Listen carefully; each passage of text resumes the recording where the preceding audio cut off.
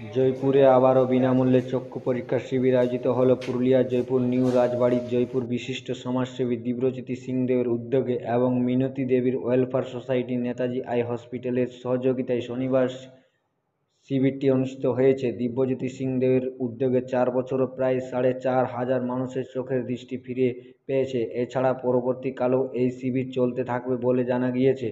আরও জানা যায়, এই দিন 160 জনের পরীক্ষা করানো হয়।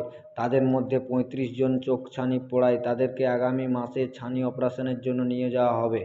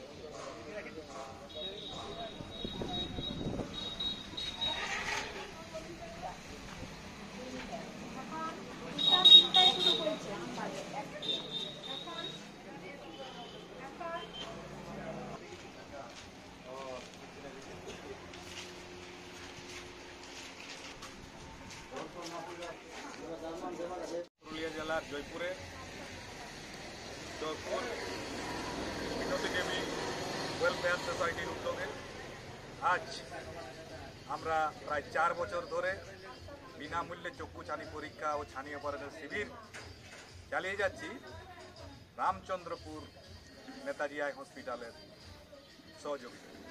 তাতে করে আমরা আজ পর্যন্ত 4,500 জনের 8 থেকে 80 বছর মানুষের চোখের আলো ফিরাতে পেরেছি।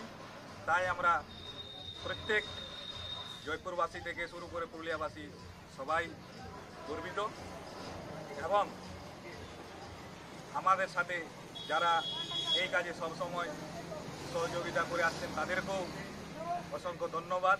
আজ আমাদের কাছে উপস্থিত হয়েছেন পুরুলিয়া ফাউন্ডেশনের সব সদস্যরা, জয়দেবদা থেকে শুরু করে সবাই এখানে উপস্থিত হয়েছেন। আমাদের আজ খুব ভালো লাগছে এবং আগামী দিনে আমরা এইভাবেই প্রত্যেককে একত্রিত হয়ে একসাথে মিলেমিশে মানুষের সেবায় বিলীন হয়ে যাব এই আশা রাখি।